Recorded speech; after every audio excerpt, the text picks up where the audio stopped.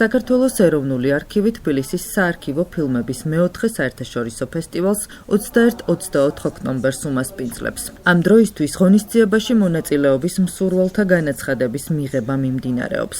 ფესტივალის წლევანდელი თემაა საავტორო კინო. ფესტივალის სტუმრები ეროვნული არქივის კინოდარბაზში საქართველოსა და უცხო ქვეყნების საარქივო, სამუზეუმო თუ სხვა დაწესებულებებში დაცულ კინომემკვიდრეობას იხილავენ. ორგანიზატორთა განცხადებით კინოფესტივალის ფარგლებში ასევე გაიმართება პანელური დისკუსია თემაზე კინომემკვიდრეობის დიგიტალიზაცია და რესტავრაცია, ხელმისაწვდომობა და გავრცელება. ფესტივალი 4 დღის განმავლობაში ჩატარდება 21 ოქტომბრიდან 24 ოქტომბრის ჩათვლით და სტუმრებს საშუალება ექნებათ საქართველოს ეროვნული არქივის კინოდარბაზში საქართველოსა და უცხო ქვეყნის საარქივო, სამუზეუმო და სხვა დაწესებულებების მიერ წარდგენილი სხვადასხვა კინო ნამუშევრები იხილონ. ასე უნდა აღინიშნოს ისიც, რომ ფესტივალის ფარგლებში ჩვენ ყოველწლიურად ვარჩევთ სხვადასხვა თემატიკას.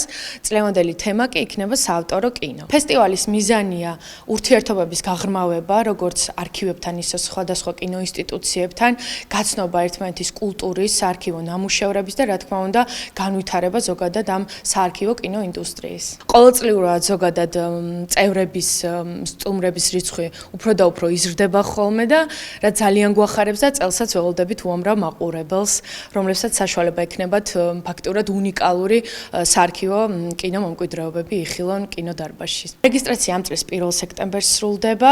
სხვადასხვა კინოინსტიტუციებს, მუზეუმებს და საარქივო დაწესებულებებს საშუალება ექნებათ სწორედ ამ თემატიკის საავტორო კინოს ფარგლებში გამოაგზავნონ თავიანთ არქივში დაცული კინონამუშევრები.